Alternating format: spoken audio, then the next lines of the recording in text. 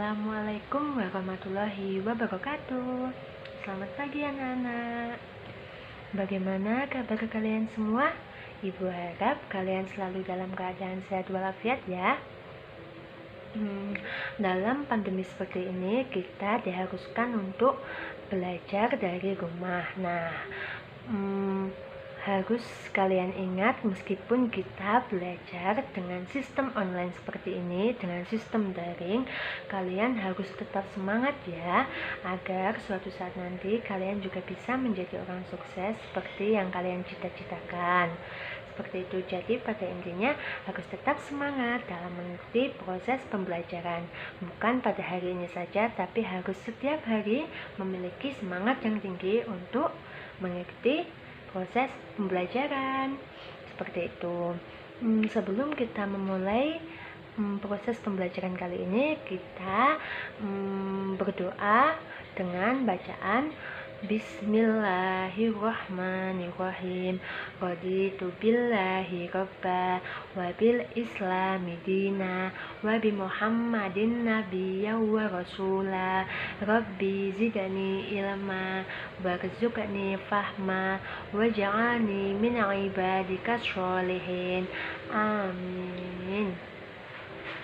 Oke, sebelum kita memulai pelajaran kali ini, Ibu ingatkan jangan lupa mengisi link kehadiran yang sudah Ibu kirim di grup WA masing-masing.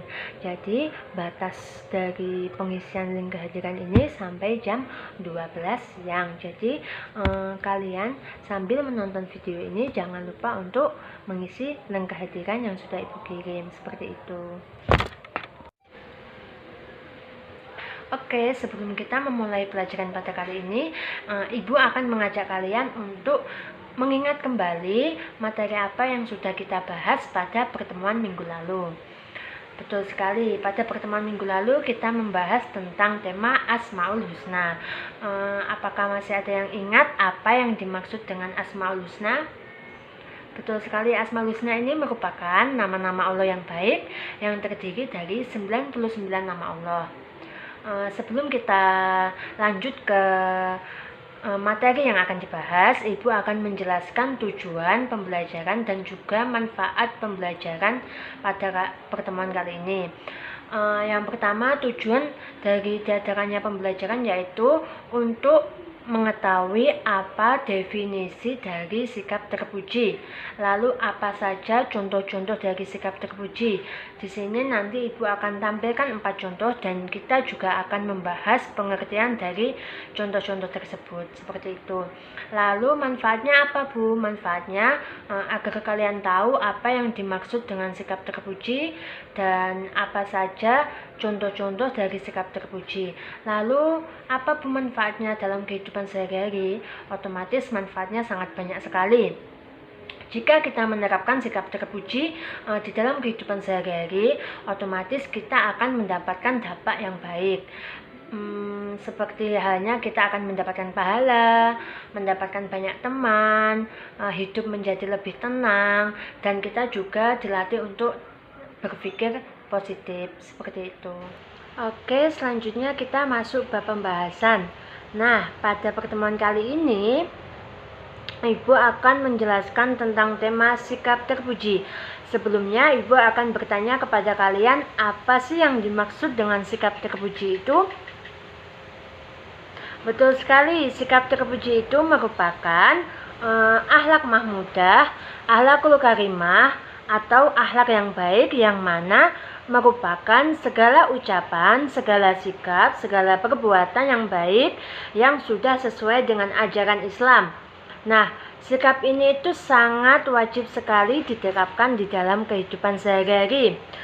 Sifat ini itu juga merupakan bersumber dari Al-Quran dan hadis. Jadi pada intinya kalian semua harus wajib menerapkan sikap ini di dalam kehidupan sehari-hari. Seperti itu.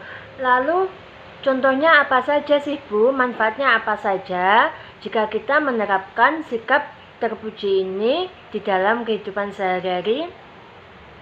Sebelumnya kita akan membahas manfaatnya dulu. Nah, manfaat jika kita menerapkan sikap terpuji di dalam kehidupan sehari-hari, otomatis manfaatnya sangat banyak sekali. Salah satunya, kita akan lebih merasa dekat dengan Allah. Hidup kita akan menjadi lebih tenang, seperti itu. Kita juga akan mendapatkan pahala dari Allah. Kita juga bisa menjadi berpikir lebih positif, dan kita juga bisa mempunyai teman yang banyak. Seperti itu salah satu manfaatnya. Lalu apa saja sih Bu contoh-contohnya? Nah, di sini Ibu akan memberikan 4 contoh yang mana nantinya kita juga akan membahas definisi-definisi dari contoh-contoh tersebut. Yang pertama, contohnya adalah ikhlas, taat, khauf, dan taubat. Nah, pada poin pertama kita akan membahas contoh dari ikhlas. Nah, ikhlas itu apa Bu? Ikhlas itu merupakan suatu sikap perbuatan yang dilakukan hanya demi dan karena Allah semata, tanpa mengharapkan imbalan dan pujian dari orang lain. Nah, dari pengertian itu bisa kita simpulkan bahwa perilaku ikhlas ini merupakan perilaku yang hanya mengharap keridhaan dari Allah. Jadi dia itu membantu orang lain itu karena mengharap keridhaan dari Allah, bukan karena untuk mendapatkan imbalan atau pujian, seperti itu. Ikhlas ini juga merupakan salah satu syarat penting dalam beramal dan beribadah. Dalam agama Islam, syarat diterima amalan ibadah itu salah satunya adalah ikhlas dan mengikuti sunnah-sunnah Rasulullah. Lalu selanjutnya dalil yang membahas tentang ikhlas. Nah, karena pentingnya ikhlas, Allah banyak menyebutkan ayat-ayat tentang keikhlasan di dalam Al-Quran. Salah satunya Quran surat Al-A'raf ayat 29 yang berbunyi, A'udzubillahi minasyaitonirrajim, Bismillahirrahmanirrahim. Qul amara rabbi bil qist wa aqimu wujuhakum 'inda kulli masjidin wad'uhu mukhlisina lahuddin kama badakum ta'udun, yang artinya, katakanlah Tuhanku menyuruhku berlaku adil. Hadapkanlah wajahmu kepada Allah pada setiap sholat dan sembahlah Dia dengan mengikhlaskan ibadah semata-mata hanya kepadanya. Kamu akan dikembalikan kepadanya sebagaimana kamu diciptakan semula. Nah, di dalam Quran surat Al-A'raf ini menjelaskan bahwa ketika kita beribadah, kita diwajibkan untuk hanya semata-mata mengharap keridhaan dari Allah. Bukan hanya ketika ibadah saja, namun ketika kita semisal bersedekah ataupun melakukan kebaikan kepada orang lain. Nah, di situ kita harus melakukannya itu hanya untuk mengharapkan keridhaan dari Allah, bukan untuk mengharapkan imbalan maupun pujian dari orang lain, seperti itu.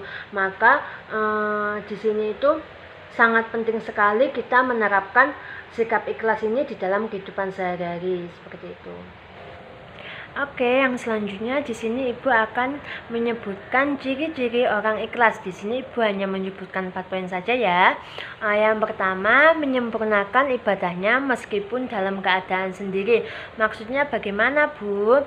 Begini, ketika orang ikhlas melakukan ibadahnya sendiri, dia melakukannya itu semaksimal mungkin, menyempurnakan ibadahnya, melakukan ibadahnya itu secara khusyuk hanya untuk mengharapkan keridhaan dari Allah. Yang kedua, mendengarkan nasihat. Gini, ketika orang ikhlas diberikan nasihat, mereka tidak pernah marah. Apa yang mereka lakukan? Mereka mendengarkan nasihat itu dengan baik, meresapi nasihat itu dengan baik. Lalu selanjutnya memiliki rasa rindu beribadah kepada Allah.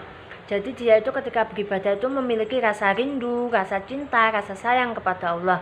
Mereka itu selalu ingin beribadah kepada Allah.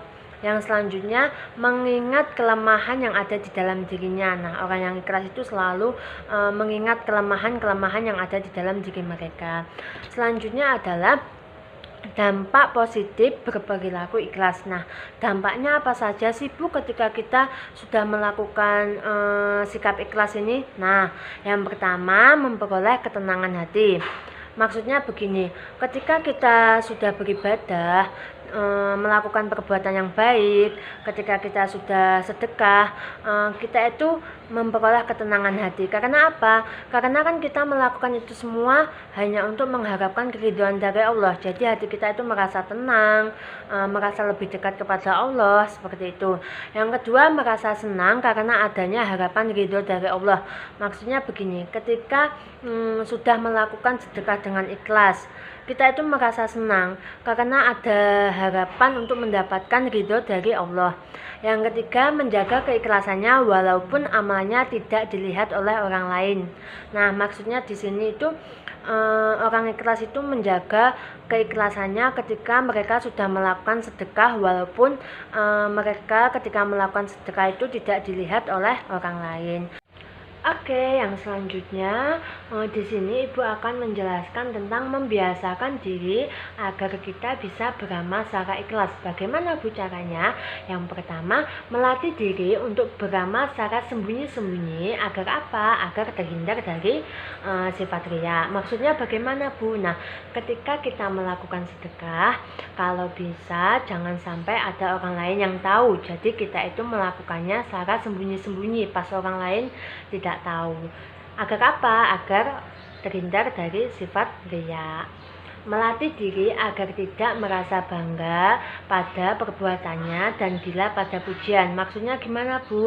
Nah, ketika kita sudah melakukan sedekah, kita itu tidak boleh bangga, kita itu tidak boleh bangga pada perbuatan kita, dan kita tidak boleh bangga ketika mendapatkan pujian dari orang lain. Karena apa? Karena ingat, kita melakukan sedekah hanya untuk mengharapkan ridho dari Allah. Yang ketiga, tidak merasa kecewa meskipun perbuatannya itu diremehkan oleh orang lain. Maksudnya gimana Bu? Nah, ketika kalian sudah melakukan sedekah, habis itu perbuatan kalian itu diremehkan oleh orang lain. Nah, kalian itu tidak boleh merasa kecewa. Tapi bagaimana Bu? Apa yang harus dilakukan?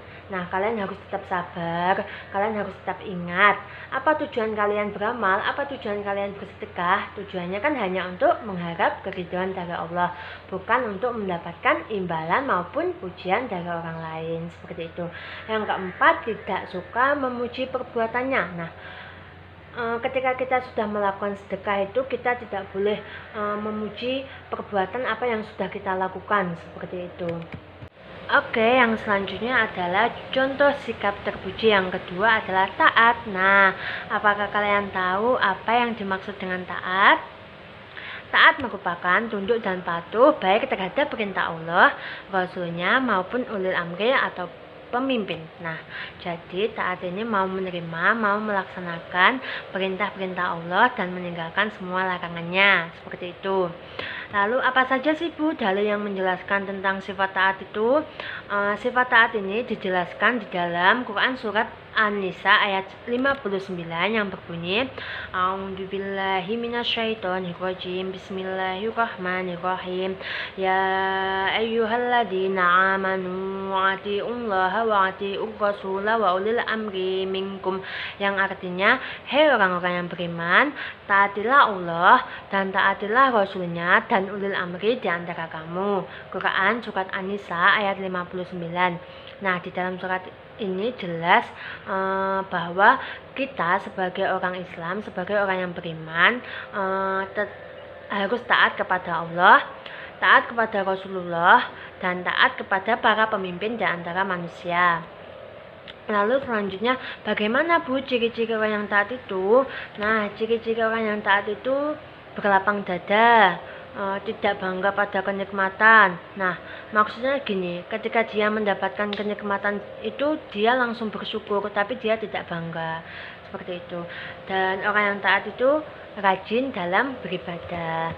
Lalu dampak apa sih Bu ketika kita sudah melakukan sikap taat itu? Nah, dampak ketika kita sudah melakukan sikap taat salah satunya yaitu memperoleh ketenangan batin karena selalu dekat dengan Allah. Nah, orang yang taat itu akan selalu merasa tenang hidupnya dan merasa dekat dengan Allah. Yang kedua, mendatangkan pahala dan penghormatan. Yang ketiga, memperoleh ridha Allah karena telah melaksanakan ketaatannya. Lalu, bagaimana Bu cara membiasakan diri bersikap taat? Nah, cara membiasakan diri bersikap taat yaitu dengan melaksanakan perintah Allah seperti melakukan sholat, puasa, membayar zakat, seperti itu. Lalu yang kedua, melatih diri untuk berdisiplin dalam berbagai hal. Yang ketiga, menjaga diri dari perbuatan yang dilarang oleh agama. Yang selanjutnya adalah sikap khauf dan taubat. Nah, di sini Ibu tugaskan kepada kalian untuk mencari pengertian dari sikap terpuji khauf dan taubat, mencari dalil-dalil yang menjelaskan tentang khauf dan taubat, mencari ciri dari khauf dan taubat, mencari dampak positif khauf dan taubat, dan cara membiasakan diri bersikap khauf dan taubat. Nah, tugas ini dikumpulkan dan ditulis di buku tulis. Batas pengerjaannya sampai besok jam 12 siang. Dikirim di grup WA masing-masing. Oke, selanjutnya mari kita simpulkan bersama-sama pelajaran apa yang sudah kita pelajari pada pertemuan kali ini. Nah, kesimpulannya adalah bahwa sikap terpuji ini merupakan suatu sikap, perbuatan, ucapan yang baik yang mana sesuai dengan ajaran Islam. Jadi kita wajib untuk menerapkan di dalam kehidupan sehari-hari. Lalu contohnya itu berupa ikhlas dan taat. Ikhlas merupakan suatu sikap perbuatan yang dilakukan hanya demi dan karena Allah semata tanpa mengharapkan imbalan ataupun pujian dari orang lain. Nah, ikhlas dijelaskan di dalam Quran surat Al-A'raf ayat 29. Ciri-cirinya berupa salah satunya menyempurnakan ibadahnya meskipun dalam keadaan sendiri, mendengarkan nasihat, selalu mengingat kelemahannya. Lalu dampaknya memperoleh ketenangan hati, merasa senang karena adanya harapan ridho dari Allah dan menjaga keikhlasannya. Lalu cara membiasakan diri beramal secara ikhlas yaitu melatih diri untuk beramal secara sembunyi-sembunyi agar terhindar dari sifat riya dan tidak suka memuji perbuatannya serta tidak merasa kecewa jika perbuatannya diremehkan oleh orang lain. Lalu selanjutnya adalah taat. Taat tadi pengertiannya adalah tunduk dan patuh terhadap perintah Allah, Rasulnya maupun ulil amri. Nah, taat ini dijelaskan di dalam Quran surat An-Nisa ayat 59 dan ciri-cirinya salah satunya yaitu rajin dalam beribadah dan berlapang dada. Lalu dampaknya mendatangkan pahala dan memperoleh ketenangan batin karena selalu dekat dengan Allah. Dan cara membiasakan diri seperti melaksanakan perintah Allah dan melatih diri untuk berdisiplin dalam berbagai hal serta menjaga diri dari perbuatan yang dilarang oleh agama, seperti itu. Nah, di sini Ibu ingatkan untuk kalian jika mau bertanya maupun berpendapat silahkan ditulis di kolom komentar maupun bisa juga dikirim di grup WA. Nah, nanti pertanyaan kalian maupun pendapat kalian akan dijadikan tambahan nilai juga, seperti itu. Jadi jangan merasa malu untuk bertanya. Jika ada yang kurang paham bisa langsung ditanyakan. Jika mau berkomentar atau berpendapat silahkan dikirim di grup WA maupun bisa ditulis di kolom komentar, seperti itu. Cukup sekian dari Ibu. Jika ada kurang lebihnya Ibu mohon maaf. Wassalamualaikum warahmatullahi wabarakatuh. Tetap semangat ya.